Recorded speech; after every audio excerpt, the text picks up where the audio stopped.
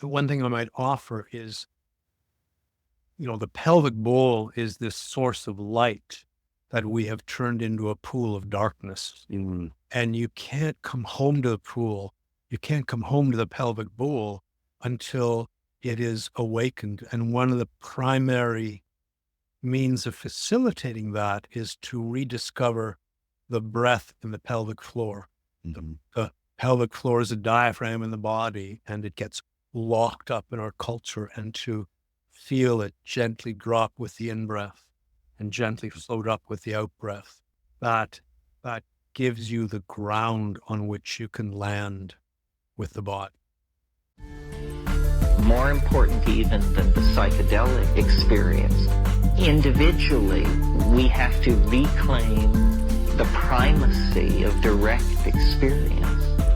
As people, the real universe is within your reach, always. All right, my friends, wow, you are in for a real treat. Yes, I'm in a different location, but that doesn't matter. You're not here for me. You're here for this incredible conversation that I'm about to have or about to share with you from author, educator, and actor.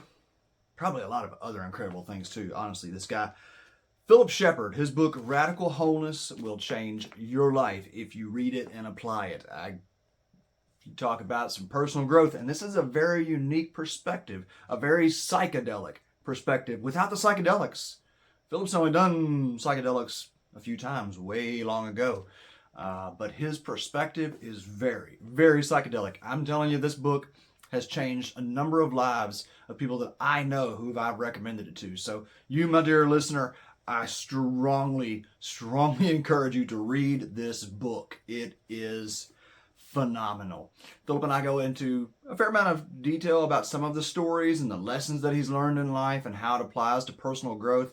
It fits so well into this chapter on personal growth from yours truly, the psychedelic self-development, not your guru. Anyway, I hope you enjoy it. I know you will, because Philip is an incredible energy. Massive gratitude for Philip taking the time to come on this episode with me, and I'm sure you will love it, like it, and share it. Have a great day. I'll see you on the other side of the mushroom.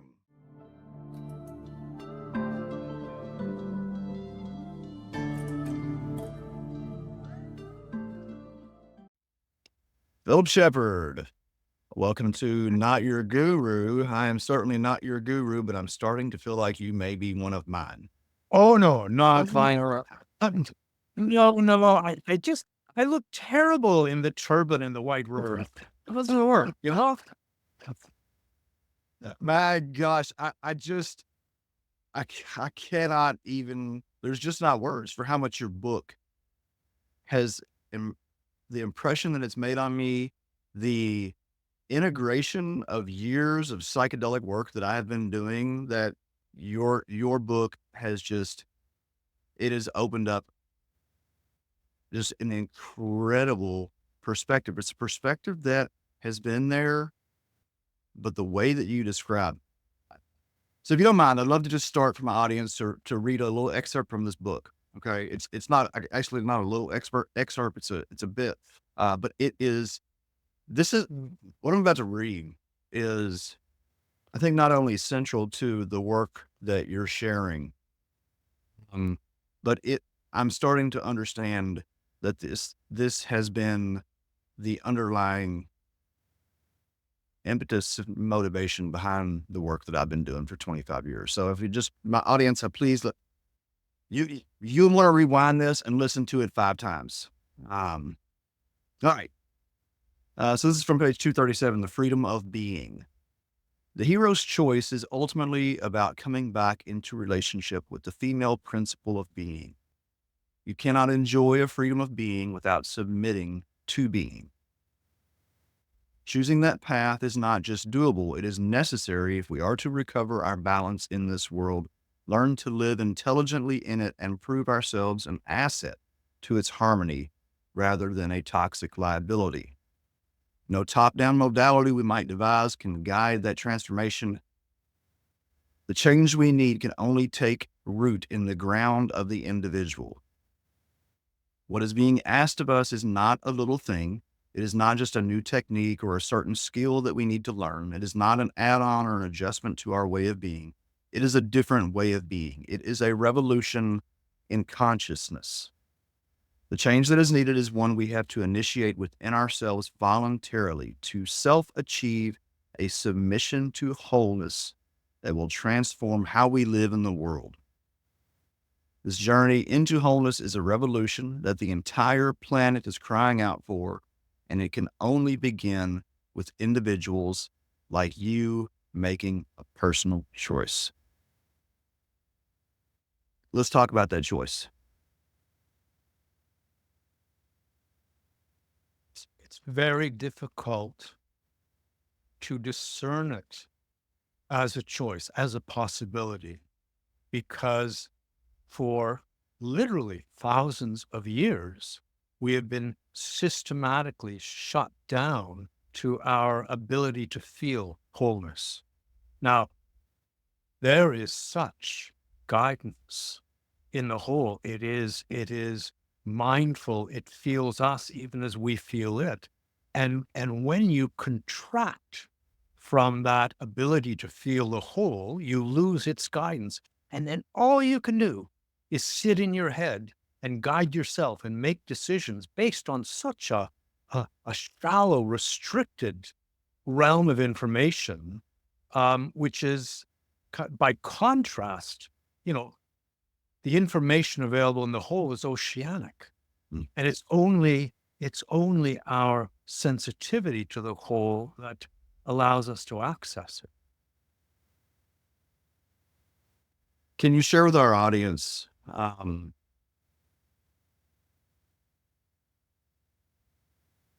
walk through the realization of our disconnected from wholeness, if you can, a little bit? Because I'm not sure that many of us really realize we're disconnected. We normalize to it. I mean, I go to that Sufi story of the big fish swimming along one morning and bumps into the little fish, and the little fish says, "Hi, how's the water today?" And they swim along together. And then the big fish stops and looks at the little fish and says, "What's water?" And we've habituated to a way of being that is disconnected. And of course, it's what we've grown up with. It's what we see everywhere around us, and it's hard to look past that to other possibilities. So our disconnection from wholeness, in the simplest of terms, is a disconnection from the body.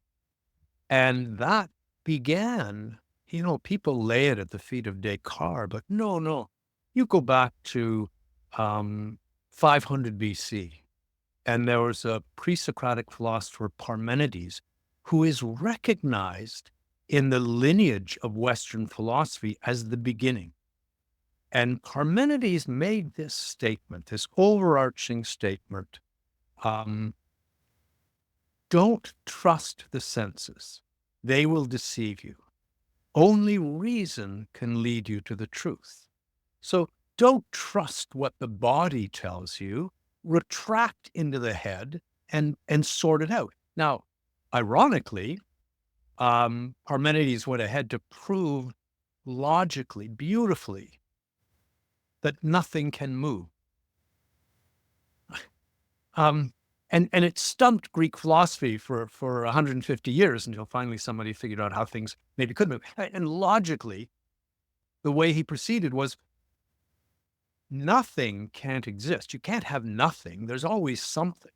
Well, if the world is full of something everywhere, then there's no place for anything to move because it's taken up by something else. I mean, there's logic. So, yeah, the senses can deceive us, but I'm thinking of Ian McGilchrist. I don't know if you're familiar with him. From your book, Kazal. Yeah, so the most brilliant book I've ever read is his recent book, The Matter with Things. And he basically looks at the differences between the outlook of the right hemisphere and the outlook of the left hemisphere. The left hemisphere is that reasoning part, but it is intolerant of ambiguity or paradox. It wants things black and white. It knows it's right. It needs no other information than what it's got. It can confabulate anything to justify its position. And meanwhile, it cannot perceive wholeness. It cannot. The right hemisphere perceives wholeness and attunes to it, welcomes information from the left hemisphere, and understands, can embrace paradox and ambiguity. So McGilchrist argues that we have gone so dangerously into a left hemisphere dominant outlook on the world and experience of ourselves.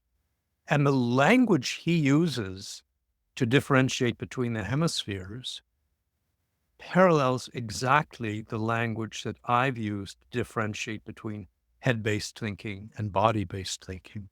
And so that dissociation of the body, we're 500 BC it began. By 350 BC, Plato wrote dialogue Timaeus, and in it, this very wise man, Timaeus, is asked, how did the gods create us? And he answers, well, first, they created this divine sphere based on the orbits of the heavens and the spheres and the orbs of the heavens. And then they realized this sphere wouldn't be able to get around. So they grew it a vehicle, arms and legs and a trunk. So that's 350 BC, and the body is described as a vehicle for this most divine part of us. And we are, systematically coming out of wholeness as a result of the Neolithic Revolution, where our actions and our survival become increasingly reliant on abstraction. And through abstraction, control and prediction and a managing of resources that prefers order to harmony. And the way we order things, order is an abstraction imposed on a living system with a hierarchical value underpinning it. And harmony is what happens when an organic whole lives in such a way that every part of it responds without hesitation to every other part. And my sort of go-to image for harmony is a murmuration of starlings, which graces the cover of Radical Wholeness, where this cloud, like 250,000 birds flying like an amoeba in the sky that ripples and dips and elongates. And, our being can be in that state of harmonized murmuration, or we can cast it into neglect and live in our heads as we're taught to do. I've read a lot of books. This is absolutely one of the most, top 5 most meaningful books that I've ever read. I don't know if you know David Hawkins, Letting Go, and his books, but honest to God, I feel like this is comparable to sitting and talking with David Hawkins, who is absolutely one of my heroes. It was one of the things I was most impressed with early on, and I want to come back to this kind of what you're talking about in this collective for sure. But the fact that you used female pronouns throughout the book to describe the reader or the experiencer, I don't know. I'm sure certainly people pick up on that, but it feels like a really important component to the book. Can you talk a little bit about why you did that? Yeah. I think our relationships with the world are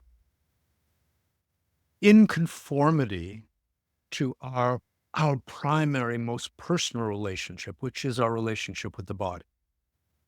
And, our word material comes from a Latin word maternal. I mean, there is a female aspect to it. And more than that, I come home to my deepest intelligence when I land on the pelvic floor in the pelvic bowl, and I feel that realm in my body as the female pole of my consciousness, and I feel the head is the male pole of my consciousness. Both poles are necessary. But what's happened, with the Neolithic Revolution, you can see this in language and art. We began in the late Paleolithic, 8,000 years ago, where our thinking, our center was experienced in the belly. And as we began to take control of the world through the Neolithic Revolution, that center began to rise. So in Homer's day, 800 BC or so, he uses a word, phrene, which in English is P-H-R-E-N. Phrene translates into English as mind, but also as diaphragm. And it's not that they got their anatomy wrong. It's that that's where they felt the center of their thinking. And then, of course, by Plato's day, it's in the head. So what we've done in this evolving relationship with our body is to leave the female and move into the male. And as we neglect and even demean the female in our culture, in our personal lives, this vehicle that is there to move the divinest part of us around, we demean the female in the world around us.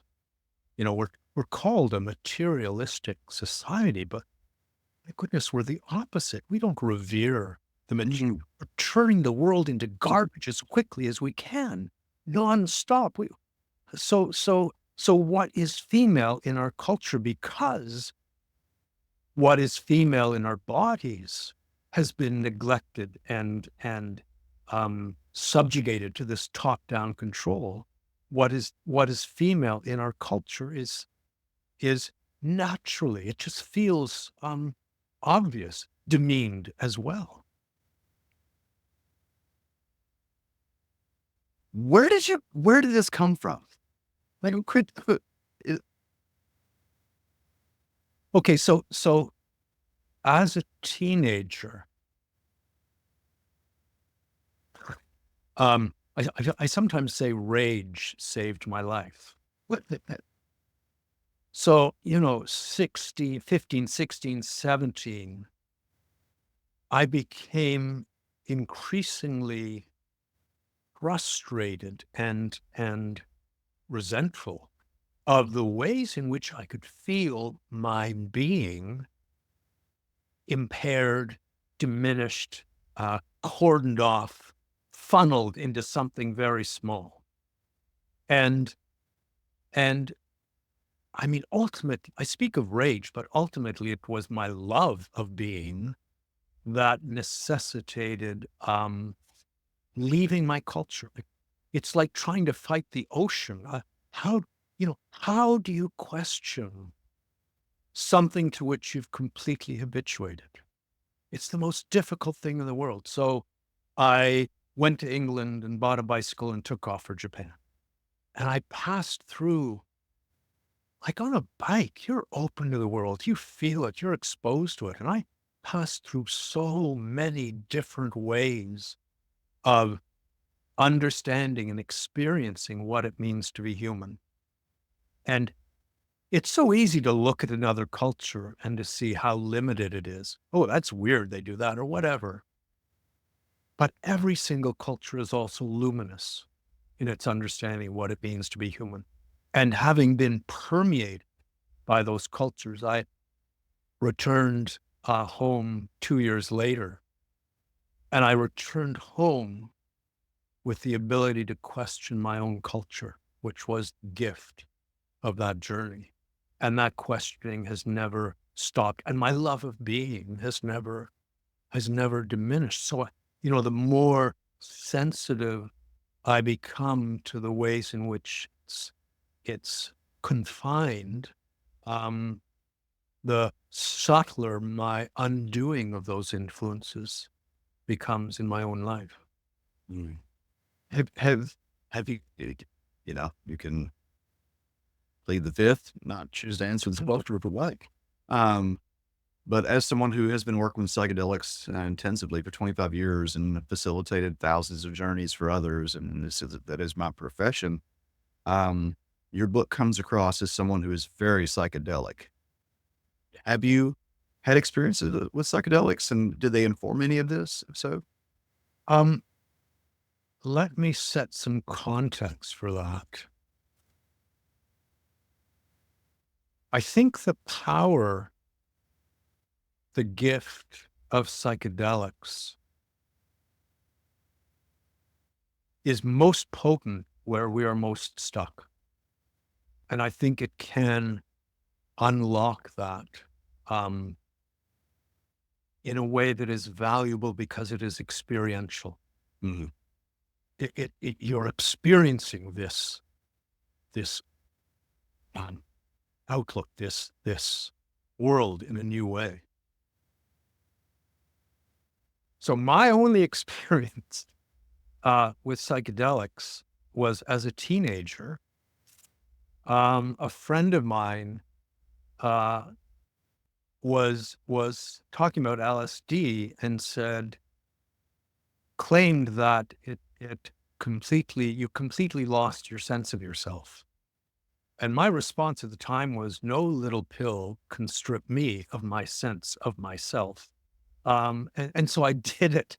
I did it in a completely backwards way to feel that keel still there, keeping me on course. Um, and I'm not I'm not drawn to psychedelics at the moment because my sensational experience of the world is so intimate and so rich, I can barely keep up with it as it is. Mm. How do you not become overwhelmed by that? In our culture, we are taught to focus. We neglect the whole and we focus. So, you're talking to someone else and it's polite to give them the whole of your attention, and we lose the background and we narrow in. Um, and in my experience, when that happens, we are feeling the other's being less specifically than if you open to the background and feel them and you situated in this moment, in this energetic world.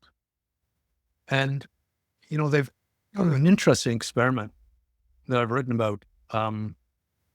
They made little animated videos of fish, Mhm. and they showed the videos to a group of Americans and a group of Japanese and had them describe what they saw. And they could, without any mistake, divide groups culturally according to the descriptions. And the difference was the Americans talked about this, there was this big fish in the foreground that swam through and they described it in some detail. The Japanese described the pebbles and the weeds and the little fish in the background and the big fish swimming through. They culturally are trained to include the whole. So the overwhelm, the narrower your focus, the greater the danger of overwhelm, in my experience. And to be able to dilate, what I dilate into is an embrace. I feel held by the present, and the charge dissipates. That's wonderful advice. You often see when individuals are going to a manic or schizophrenic episode that focus becomes so hyper. You can just expand that out. You several of us in our church and the book club have just commented on how your ability to describe these experiences metaphorically or in relationship to, like culturally in ways that really just made it very prescient for us. One of the concepts that I suspect I will be attempting to observe, or it's not even a concept, it's just a reality, is this of emergence. You mentioned the starlings. I got into psychedelics through work with gourmet and medicinal mushrooms. So mycology has been my passion for a very long time. And so the slime mold story was very near and dear to my heart. But what the question that it's had me asking is what's emerging for the species of humanity. And I suppose we can look and kind of get I guess the question is, can we ever get a holistic perspective on what is emerging, or are we simply in the midst of it and only aware after it has emerged? Does that make sense? Yeah. Yeah. I mean, what comes up for me is that our big stumbling block is privilege. Mm. We have come to expect certain things, to get in the car and drive where we want to and have parking available when we get there. So, so the potency of expectation, it's like a cloak over what is actually there. And we're driven by a culture that doesn't even recognize the word enough. What's money? What's that number? There's got to be a number, enough money. No, Elon Musk doesn't have enough money. He needs more, and everyone needs more. And what's enough technology? I mean, well, we need more because we need to save the planet. And technology isn't going to do it. But what's enough information? There is teeming through every single moment this bottomless information that is carried on the present. And meanwhile, we're after, digital information. I speak of the difference between analog and digital information, similar to, the LPs we used to have and the digital music we have now. And the deepest information comes in waves. It is moving through us at all times. And meanwhile, we're obsessed with breaking information down into smaller and smaller bits and concatenating them. So, I do have hope. I don't see us finding the nourishment that is there, coming home to that without some dark shock. I don't see it happening voluntarily. I think I hope I'm wrong, but I think it will be a tragedy that wakes us up of some kind of mass proportions. I know, in my own life, it's been the injuries, the grief, the loss that has quickened my compassion and my appreciation of what's there. People don't want to feel their bodies; they want to get on with it. So then, what can you do? So a little personal story for your I took notes of it. I'm not gonna try to open there. So in the book, I understood how I broke my ankle. All right. So about 8 weeks ago now, I was doing one of my favorite activities, roller skating, and I became so very self-conscious of my the brain and the body. They just split in two, and I was watching the body, and the ego got wrapped up and all excited about my new skate move, and before you knew it, I was on the ground with a broken ankle. And I read this after about 2 weeks after breaking the ankle. I was like, fuck, this is exactly what happened. Can we talk about this danger? Because that maybe is the source of our inability to see the pathway forward. I absolutely agree. So we have been wounded by our culture, and there's a lot of talk about trauma, which is so healthy, but ultimately trauma is characterized by a dissociation from the body. So by that standard, we are all traumatized. Culture has traumatized us. And, I think the deepest wound we carry within us is the division between our thinking and our being. Mm. I think back on my school days as a child, as a 5-year-old, you know, being told to sit still. And well, if you don't sit still, you'll get into trouble. So you're putting your body to sleep and you're filling your head with the information that will result in a reward of some sort. So 12 years in this system of reward and punishment, I came out of that system believing that I could figure anything out with my head. Mm. Um, and I mean, I think the overarching lesson of the school system is to have us live in our heads and put the body to sleep. So that's the wound where our thinking is in the head and then there's the being in the body. And you go back, there's a Latin verb sentire that means to think, to feel. It's the same thing. And, you know, Mm. when you consider that thinking and feeling can be the same thing, it sort of opens a doorway whereby every thought you have can be felt kind of resonating and clarifying through the body. I mean, even as I speak now, the words are arising from that kind of bubbling up and clarifying. So every thought can be felt with the whole of your being.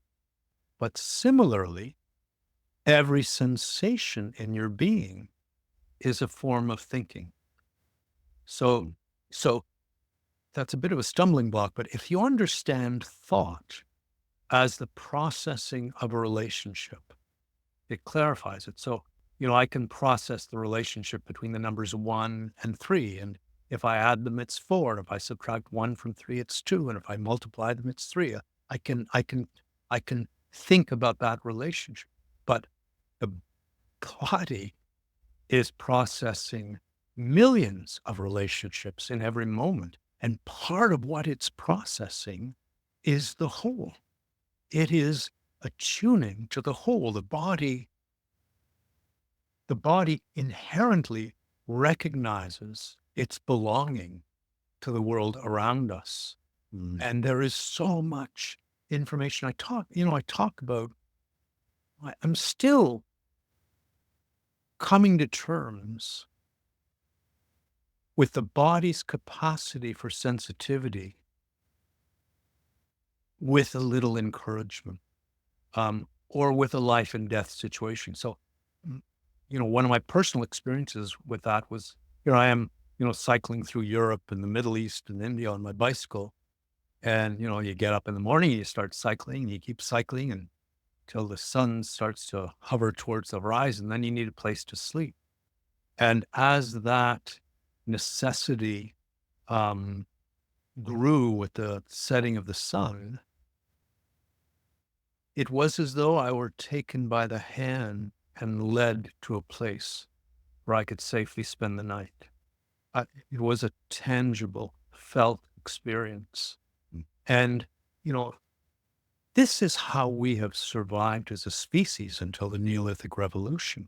Mm. You look at the late Magdalenian, and it's the original leisure society where people spent 11, 15 hours a week looking after their basic needs, and the rest was, we call leisure time. There are indigenous cultures that feel the presence of animals in the ocean or the forest. They feel the presence of water. They feel the medicines that are offered by plants. And all we can do is take these things to pieces and try to build technology to make up for our deficit. So, the body's sensitivities have been darkened by our reification, our crowning of the head as the rightful ruler of the self, and it's resulted in this wound between our thinking and our being. So, I'm playing tennis. If I go into my head and order the body, I lose its flow. It becomes mechanical. Anytime, anytime you're in the head ordering the body is experienced as mechanical. So what that does is it creates a discontinuity in your being. So the other day I was climbing the stairs and there was that tendency to, make the legs do the work as, they're a little tired, whatever. And I stopped and dilated into the present and had the experience with my awareness on the whole rather than on the body of being carried up the stairs. And that's possible at every moment. What's happened is we've cut off our relationship with wholeness, which has left us in this divided state between, thinking and being. And people live with this running inner commentary that is only made possible by division within the being, one part talking to another part. Without division, that softens away. And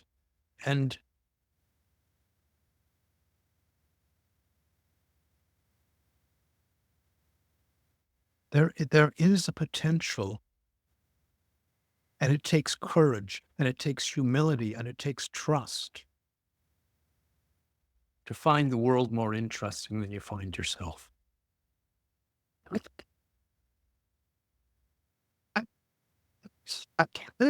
Yes, it does.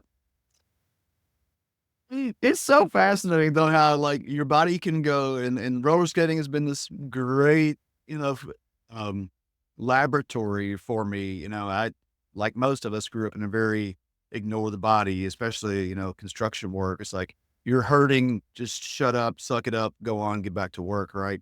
And how one can go from an absolute bliss state of flow where you are in tune with the stars and through just a momentary shift in awareness, you become that machine and all the components, and then things start to break down.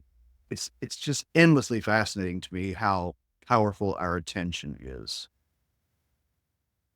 Yeah, there's a lot. So there's a line in Ian McGilchrist's book about our attention has a moral value to it, and because the way you pay attention to the world has consequences. Mm. If you see the world as a place of things to be exploited, that has moral consequences. And if you see the world as living companionship, that has consequences. I just found that really compelling insight. Well, and what's that? Supposedly one of the famous quotes from Einstein is one of the most important questions is how we see the world. Do we see the world as a friendly place or a scary place? Because it is our perception that creates it ultimately. Which I would love to come back to this idea of potentially, cataclysmic events that shift our awareness. But before we do, if you could speak to this understanding of fields and how the importance, the fundamental nature of fields in our experience. Yeah. So, we are taught to see separate things around us.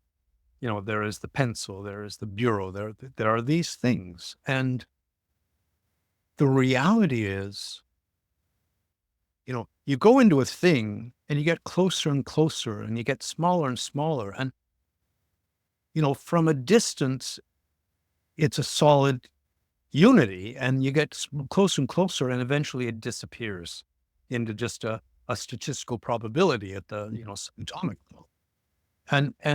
And really what we are living in is a world of fields. You know, I'm holding this pen, but it's not that any electron in my finger is touching an electron of the pen.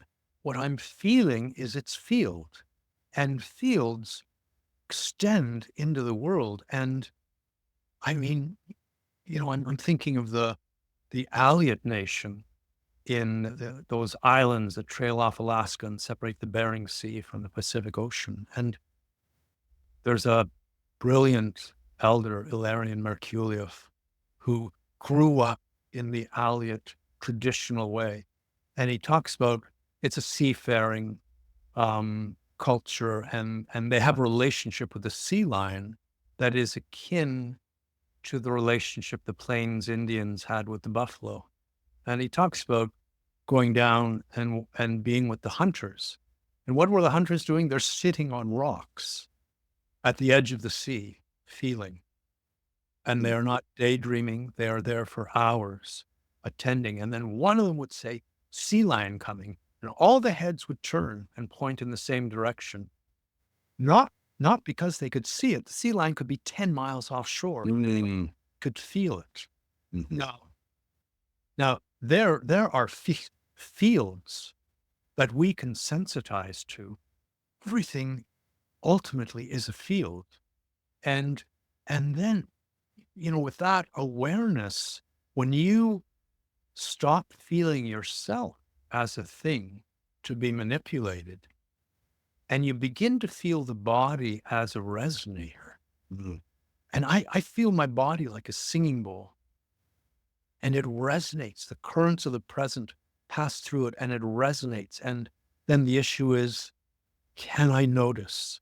Can I attune? Can I soften away from my need for language and simply feel? And that, you know, that for me takes me into my true intelligence. And I see such a difference between cleverness and intelligence. And we are the cleverest culture that has ever walked the face of this earth, but we've forgotten how to live intelligently, which is obvious to anyone. And you know, this demeaning of the female within our bodies, this deep neglect, it's a neglect of our sensitivity. It's a neglect of what Parmenides spoke to. Don't trust the senses. And I think sensitivity is the foundation of our intelligence. Any sensitivity is a form of intelligence, a sensitivity to what a plant has to offer, sensitivity to music, to a child's tears, to birdsong. Any sensitivity is a form of intelligence, but a sensitivity must be reactive. So if the retina didn't react, we wouldn't see. And that reactivity has to be grounded in order to become coherent. And that grounding happens through the body. It happens through our relationship with the earth. So I think intelligence is a quality of grounded sensitivity. And, you know, talk about what can we come home to come home to our sensitivity, which is assaulted by our way of living, by jackhammers and machines and obdurate functional buildings that do not speak of the harmony of the world in any intentional way. To come back to our sensitivity and to ground it. How do you attune? How do you attune to fields as such? How does one, when we are so out of touch with that experience, how can we sensitize ourselves? So what we're doing in that transition is we're sort of loosening the imperative of doing, which subjugates being, and coming back to being as the source of doing. Now, if you look at being and you start to characterize it, what you're doing is you are characterizing your true self. You're characterizing your being. And there are 5 qualities that seem really relevant to me in that regard. Being is fluid. So there's nothing that is not, the pen I hold in my hand is in flow. Mountains are waves that are moving very, very slowly, but they are in flow. And you are 65, 70% water. There is an ocean within you. And what happens in our culture is we lock up that ocean. It's like these compartments where we hold things separate from each other. And to release the body into its fluidity is to make attunement possible. And that release, so just to be really clear, fluidity isn't something to achieve. It is your nature. You can't achieve it. It's already there. What's asked of you is a surrender, to surrender to your body's fluidity. And the second of these qualities of being is groundedness. We have this relationship with the earth from which we have been born. Since the day you were born, you've been at rest on the earth. And yet our culture is such that you can spend decades without ever feeling truly at rest on the earth. And part of that is because there's this deep value system in our culture that says up is good and down is bad. And that shows up in a million ways in our hierarchies, where the head is the leader of every hierarchy. It shows up if I say, Eric, you're looking a little down today, and there's just no ambiguity about that. In another culture, that could mean you're looking at peace with yourself and at rest on the earth. How wonderful. Right? And the North Pole is up, not because of any astronomical feature, but because it's mapped by men who lived in the Northern Hemisphere, who lived in their heads and wanted to be on top. That, it's hell. Where's hell? It's beneath our feet. Where's heaven? It's up there. So there's this whole urge in our body to go up, to leave the earth. And in times of stress, that shows up because you can feel your energy climbing higher and higher until finally there's this lightning storm going on in your head. And to come back to the earth is to come back to its repose, to its power, to its deep, deep strength. But we have lost that quality of our being, that quality of being at rest on the earth and being grounded. Spaciousness is another quality of being. Again, this pen, I could look into it with the eye of a physicist, and it's 99.99% empty space. And we are mostly empty space. And that's, to speak of the body as a resonator is to honor that spaciousness. But we become congested. Our bodies become congested with microtensions and habits of holding and this top-down relationship that turns it into machinery. And the West doesn't trust spaciousness. You don't want to be empty-headed. You're full of good ideas. But the spaciousness is there. And again, it's not something to achieve. It is there. Can you surrender? Can you dilate into the world and feel it coursing through spaciousness of your being? Centeredness is another quality of being. Again, the pen, if I threw it in the air, it would turn perfectly around its center. And nature, the generative quality of nature tends to be this dance of complementary opposites.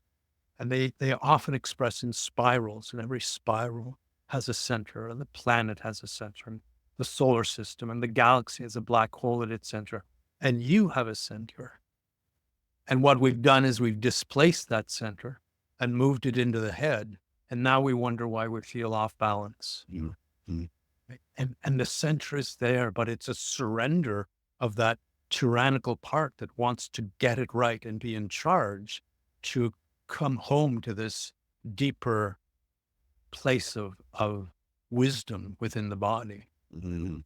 And attunement is the fifth quality for me of being, that everything attunes everything. There's and even that is, it's a gross understatement. So there's a mathematical physicist who said, well, what would happen if I eliminated the gravitational field of one electron at the outermost fringe of the universe? And he did the math, and he realized that if you were tracking a molecule in the air, it would go through about 50 collisions that it would otherwise have gone through, and then it would miss a molecule that it would have hit. That takes about a second. After that second, all the collisions in the air around would be different from what they would have been. And if you go outside tomorrow and there's a bit of turbulence in the atmosphere, you'd see cloud formations that would be different. You'd feel little gusts of wind that would be different because the gravitational field of one electron had disappeared. The attunement of everything to everything else is our reality. And that is the reality that is coursing through you. So it's the body. It's the body. It's the body's, the body's fluidity and groundedness and spaciousness and centeredness and attunement. The irony of even our spirituality pushing us away from the body. I'd love to talk about this since we're on the body.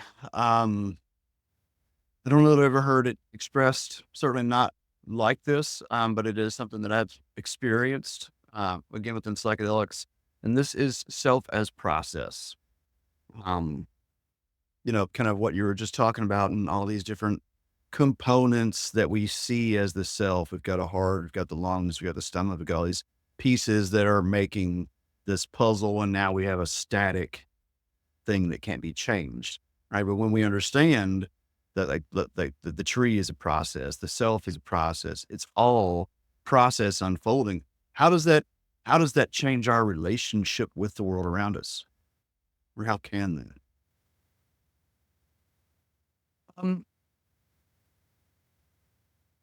The thing about the process is that it has no outer boundary.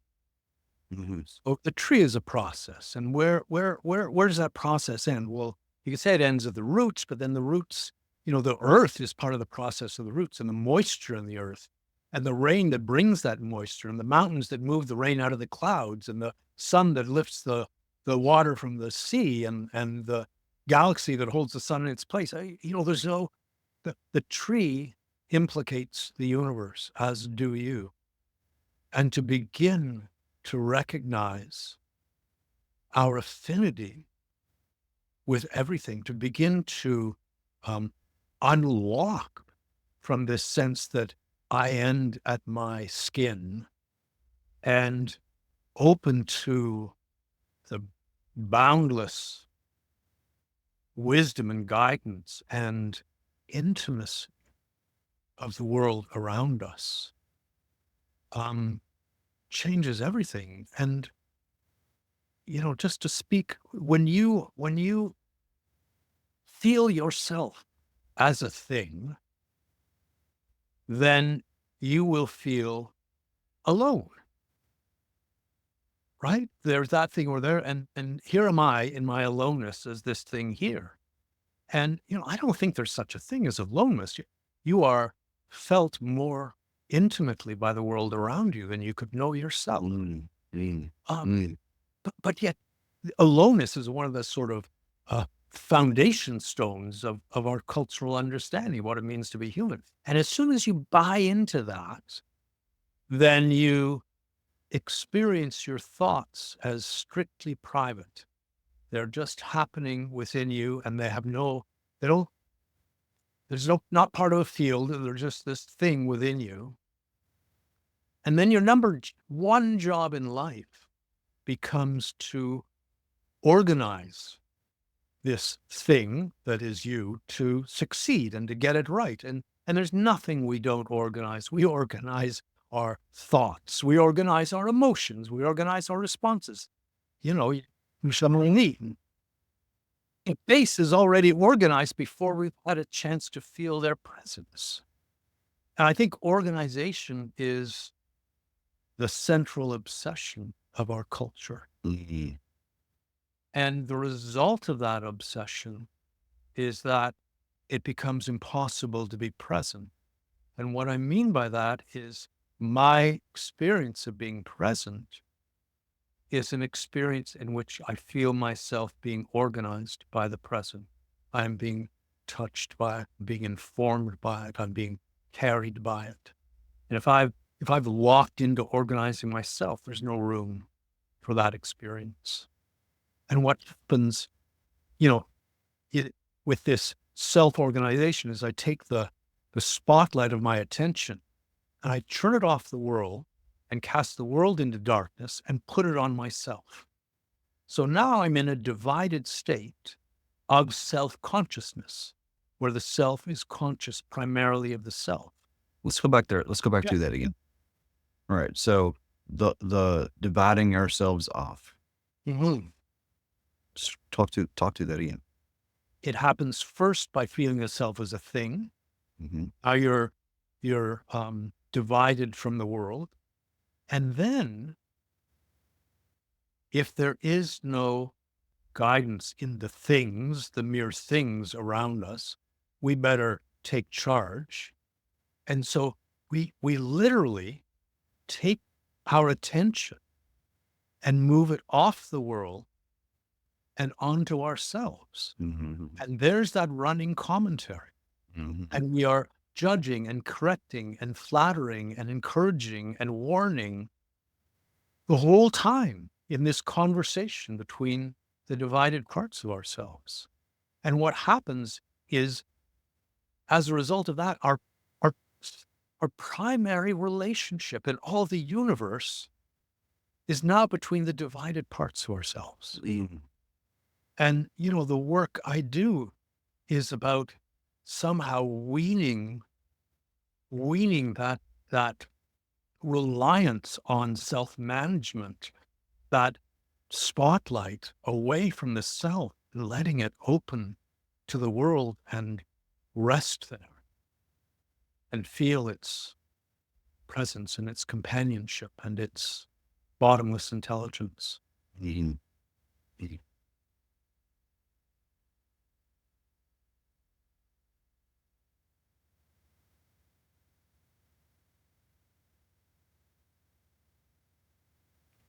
This begins to speak on the aspect of service, which there were, I think, 3 components that you mentioned. How is it put? Service being the last. Well, of what nature loves. Yes, nature. And how nature loves. Yeah, and how yes. we've so completely turned away from nature as our teacher that we've turned against what it loves by living in the head. So, nature loves change. There's nothing that is not changing. That's all there is. Heraclitus was right. It's changing. And nature loves diversity. It's not interested in getting something right. Everything is in process to who knows what. Mm-hmm. It's a profusion of diversity, and that's what it loves. And nature loves service. So there's nothing that is not born into service. I think of the earthworm burrowing beneath the grass, bringing life. The shark prowling the ocean's depths, the murmuration of starlings, they are all in service. And then you live in your head, and control becomes your sort of modus operandi, and suddenly change, you resent it because you've got your plans and your expectations, and now something's changed. What the heck? And diversity is something to fear because control requires a certain conformity. And now you introduce an unknown element into that. And again, it's a threat. And service, we serve only ourselves, and we find that to be natural. And it is such such an impoverishment of our being. I really believe that each of us is born with a unique cluster of gifts that no one else has ever had in this configuration before. And the world is whispering to us at every moment to put those gifts into service. And that is the richness of our lives. Mm, mm. This message right here has been central to my experience from childhood. I can remember this knowing that we all are born with an inspiration, proclivity towards something, the gifts that are here to be of service to the world. And it has been ultimately like that is my work, is to illustrate as much as I can. We are here to bring our gifts to the world. We're not here to be compartmentalized and turned into cogs in the machine. Now, some people, maybe that is a gift that they bring, is, whatever talents that takes. It just, my God, when we look back at the creation myths and the stories that we have that are very similar cross-culturally in this, what seems almost as an intentional deception or separation from this whole self. Is this just an organic outcome of being human? Is there some design behind this separation? I mean, you talk about the Neolithic Revolution, and we can look at this period of time where we went from tribal, matriarchal into patriarchal, individualized, agricultural separation of tasks and whatnot. Does it matter? Maybe not. But the question continues to come up for me, so I continue to explore, was this set in motion intentionally? And do you have any thoughts on that, or do you even care to consider? Oh, yeah. Okay. In terms of service, at the most fundamental level, I think we are one of the means by which the universe seeks to know itself. So as I truly feel the present, as I feel every aspect of it, I am in service to the universe knowing itself. But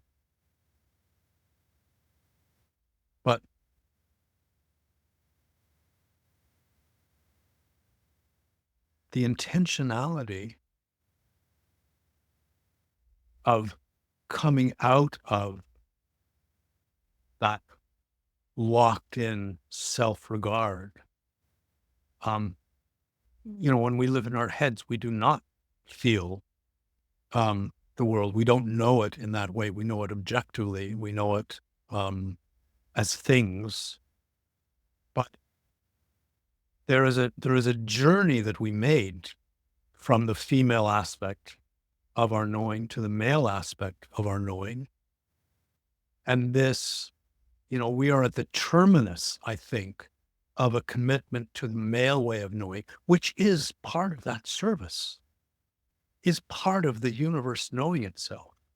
But, what's happened is in that journey, we've turned our back on the female. And so now to return to the female, and just to say the head is absolutely brilliant and phenomenal in its facility with idea, but it's not home. Mm.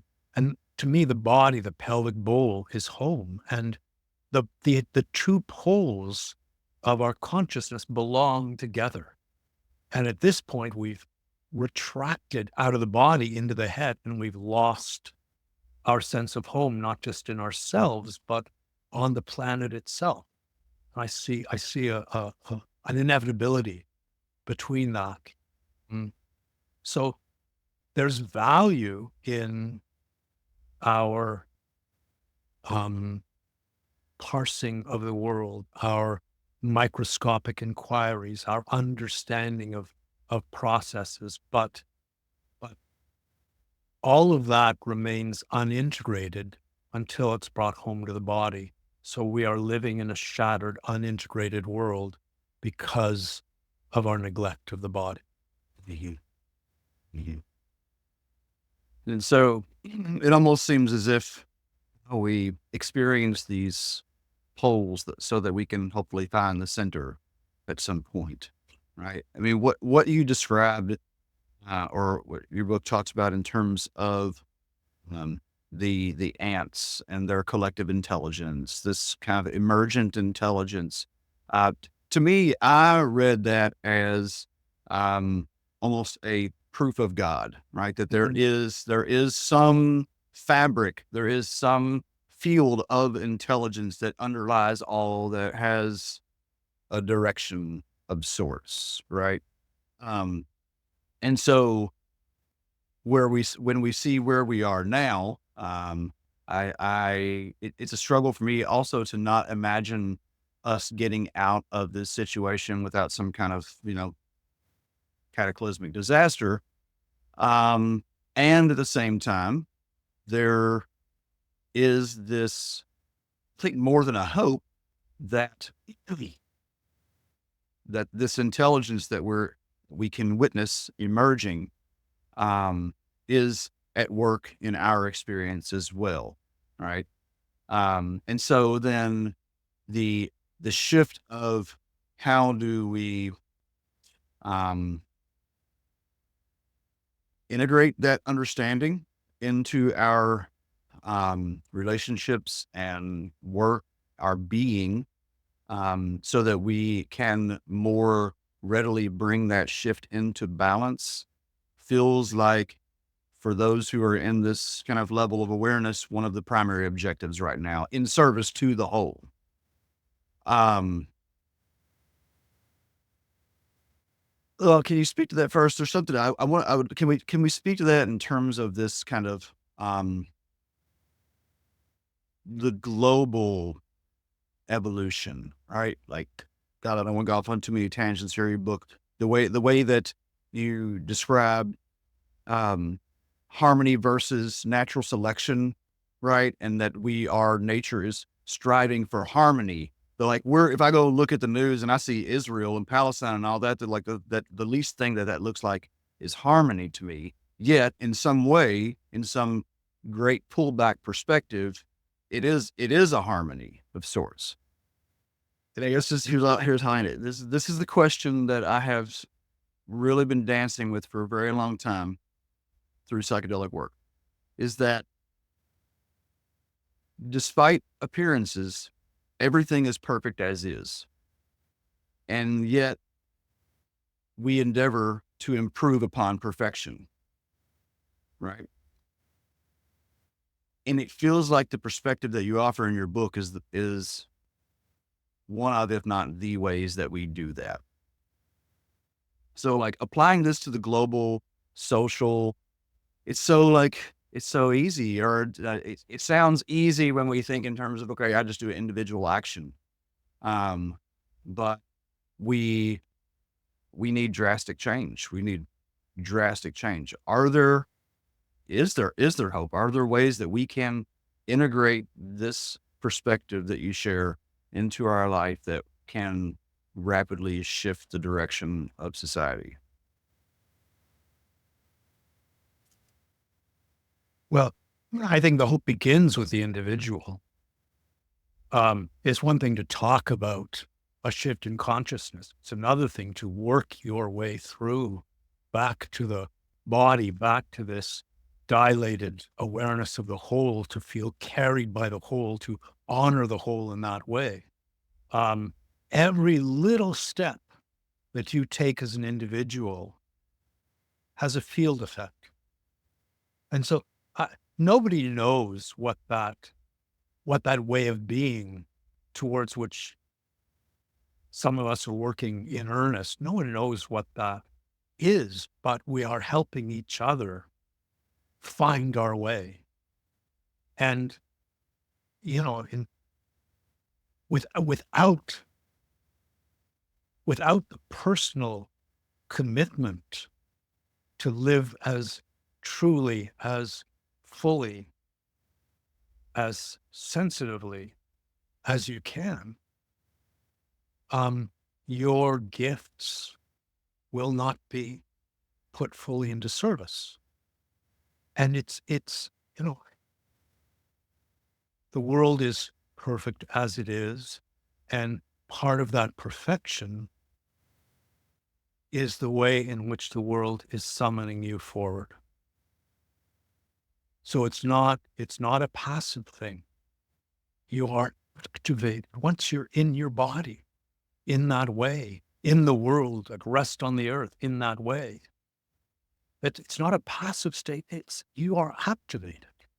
And as you are activated, that too has a field effect. But you can't have the idea of how it should look and jump there. We are so deeply patterned through our bodies. Our breath is patterned. Our relationship with the earth is patterned. We are trained to live in a world of ideas. And that feels natural, but it's a choice. You can live in a world of ideas, or you can live in a world of energy. And you can feel your own energy. Once you feel the energy of your being, you can call it into coherence. You can call it back to the present. No idea will deliver you into the present. You can't think your way there. And the world around us is a world of energy, but we ossify that into things. And so to go through that really difficult process of undoing within your own body these layers and layers of cultural desensitization, and come back to a breath that is felt like a wave through the whole body, back to a relationship where your core attunes to the core of the earth, to come back to a sense that your energy is dropping rather than raising, to come back to a perspective that includes the background, that doesn't habitually contract onto the foreground. I mean, all of these are jobs of the individual. And then the question is how to support that journey, how to facilitate it. So, I've been 7 decades on this earth working through these things for myself, but that's my calling. That's my services. These practices, I've got something like 250 practices and each practice is about renewing a sensitivity that our culture has dulled. And so, how to help people. Boy, if I were in charge of the school system, and look, think for your vote here, but how to nurture the individual, how to help a child feel its own gifts. And that's what they're primed for. They're just ready to do that. And we hold them back and funnel them through this system. Yeah, we just got our children in school. I have 2 older children I put through public school, and it was just a nightmare. And now with this, it is just an absolute dream come true. So it sounds like, I don't know, correct me if I'm misunderstanding here, but it sounds like the quote personal growth journey is perhaps the most noble service that we can contribute to our human family, is back becoming a more whole version of ourselves. Yeah, and I would rather than personal growth, I would call it personal surrender. Oh, yeah. I think it's so easy. There's so many modalities tell you what you should do, and this is what you're aiming for, and this is if you get here, it'll all be all right. And And it is here. It's already here. Surrender to it. Can you Yes. undo, and come home to yourself and this plan? It's so funny. I just interviewed a gentleman here in Louisville with me. He wrote a book called The Anti-Hero's Journey. And it is incredible how much his book lines up with the teachings in your book that I'm reading at the same time and interviewing both of you at the same time. And he shared that perspective as well. So, this is going to maybe sound like it's coming out of left field, but I promise there's a connection. I don't know how far we'll get into exploring it. Mindful of your time. We got about 18 minutes left here for our 90 minutes. Are you familiar with Chris Bledsoe at all? Have you heard the name Chris Bledsoe? No. All right. Are you, how attuned are you to, the kind of, UAP, UFO, that kind of stuff that's going on? I think not very would be accurate. Okay. So from childhood, I have, plants have talked to me. Still to this day, I have plants that, like, I will hear plants tell me to go, mushrooms in particular. I'll go to the spot where I'm told to go, and they are there. And this happens just over and over and over. And my mushroom experiences, around 2012 began taking on a very feminine experience. There was one experience without any compounds, any substances. I was working in my lab, and all of a sudden was just there with this Madonna, this mother. Now I was raised Catholic, but like it was a felt experience. I cried. I just, like, for 20 minutes, she was there. I wailed. And then that night I was already planning a mushroom experience that kind of continued on. And over the years, there have been more and more, kind of encounters with this woman, this mother, and Chris Bledsoe. So I've also had some not psychedelically induced, UFO experiences that were shared with other people that were absolutely 100%, they happen. Chris Bledsoe is the most documented, UFO experiencer to date. And he's still alive. He's living in South Carolina. He was just like a carpenter that started having, it first started, it actually started as orbs, and then it evolved into this woman. And as I read his book, the UFO of God, which is I struggle with the title, but either way, the book is incredibly impressive because not only is he documented by NASA, CIA, all these agencies, all kinds, Stanford University has been studying him for a long time, but his story and the centrality of this mother, this divine feminine, is central, and everything that happens to him through his experiences, he said it ultimately comes back to her, and that this is the shift that's happening on the planet.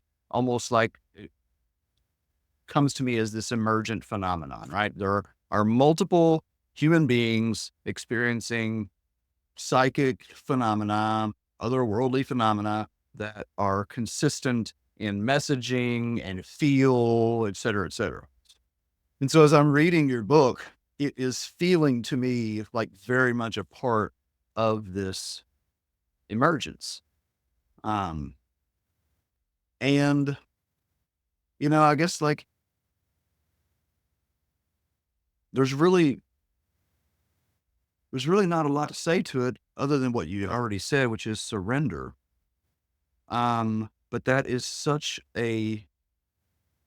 it's such a difficult thing to do, right?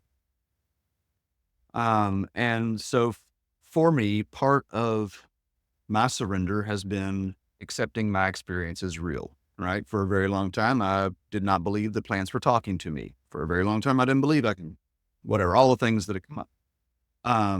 And it's been really interesting how, this experience of surrender has opened up to so much more knowledge and direct experience than this kind of grasping that we're taught ever could, right?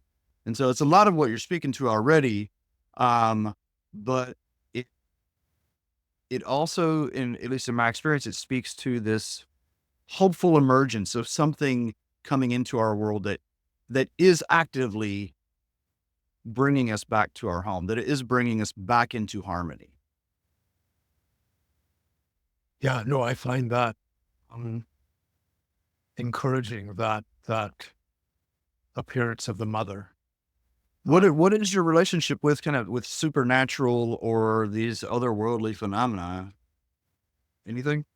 How can the world of things have supernatural effects? We're so limited. A world of things you can control.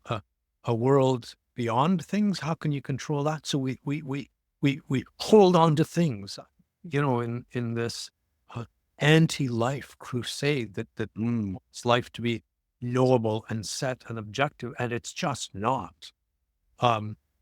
There are so many phenomena that, if we are open to them, offer insight and support and guidance. And I think, one of the stumbling blocks in our culture is our dedication to wanting to know, that thing you talked about, grasping. And, that can only lead to arrogance when you feel you know it. The word to arrogate something, to claim something,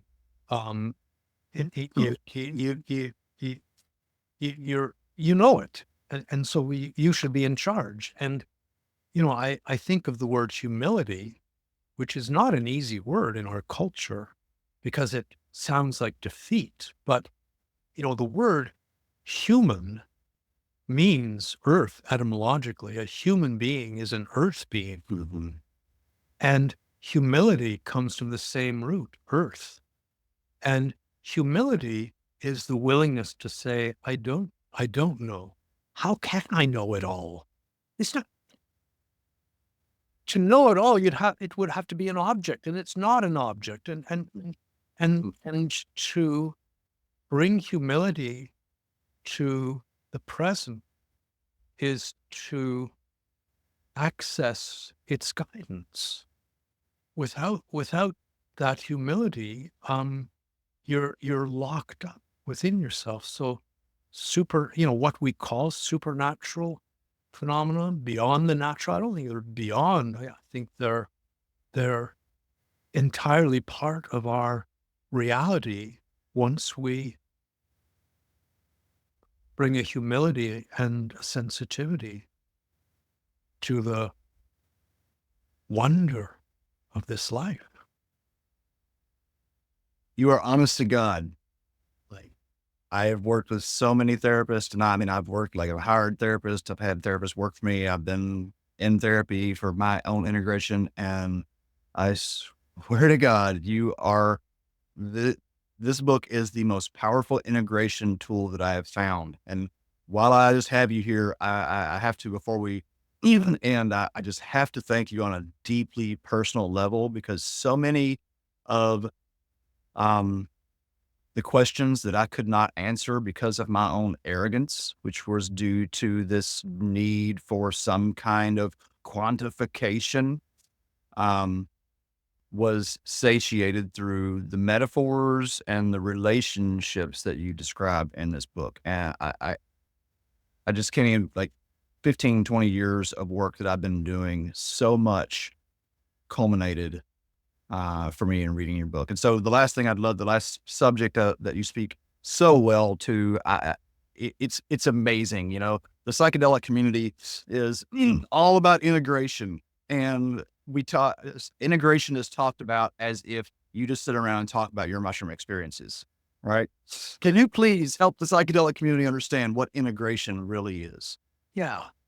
I can say in my terms, so I think of trauma therapies as well, that the embodied trauma therapy. And until something has been lived through, until something has been expressed and experienced, it can't be integrated. But the experience by itself isn't integration. And any experience is an energy. And you feel the energy of that experience. And then, I mean, this is going to sound ridiculously simplistic, but to take that energy, to allow it to settle down through the body, and you feel it settling and coming to rest in the pelvic bowl. There is within that journey a process of integration. And what is not integrated, in the simplest of terms, has been held separate from your being. And, there are emotions that are unintegrated. There are ideas that are unintegrated, and they're all held separate from this center of your being in the pelvic bowl. And so it's like a lone starling that's not part of the murmuration, and its flight is erratic and it's anxious. And then it joins the murmuration, and it is harmonized by the whole. And it brings a new sensitivity to guide that whole.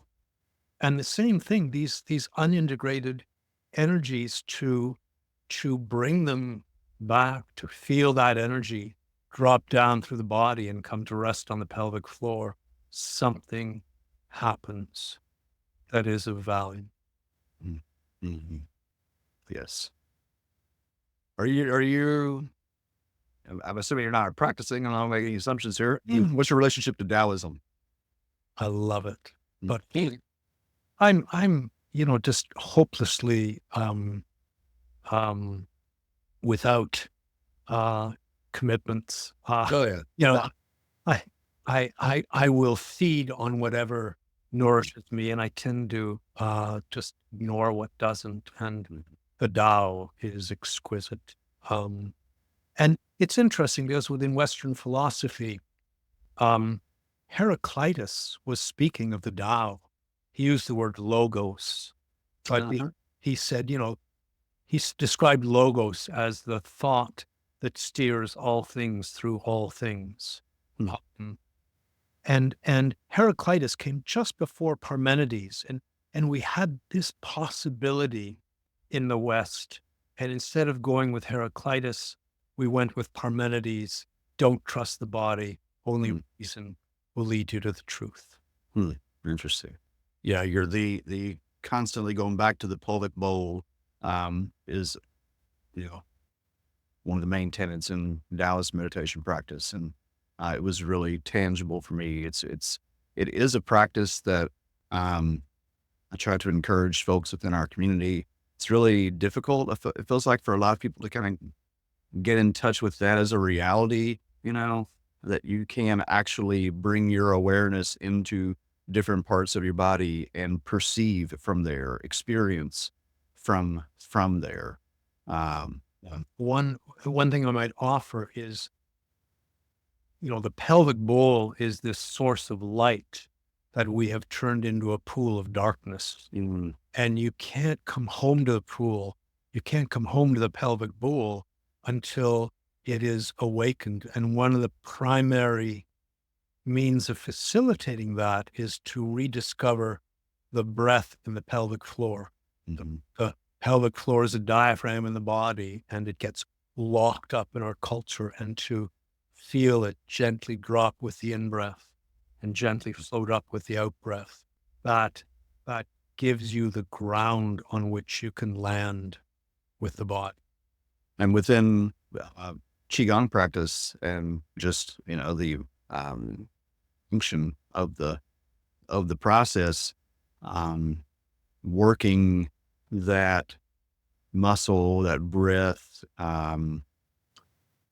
igniting what's understood as the microcosmic orbit through some of the teachers, and the ability to interface with the field, to use, well, not even interface with the field, but to understand and experience ourselves as field, right? And then connect about what you said about any perspective taken is inherently incomplete because you can never perceive of the whole.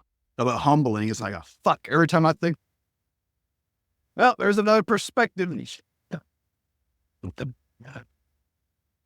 Philip, it is just absolutely an honor to absorb this information. It has just reaffirmed so much that I knew within my direct experience, and have attempted to communicate out in ways. And I just feel like for one, you communicating your work here, and I'm sure will inspire more of our listeners to purchase your book. And I will be, the next book I will be reading is your first one.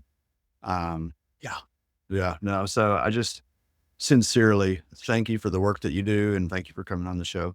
It has been such a joy getting together with you, Eric. Thank you so much. Awesome. Awesome.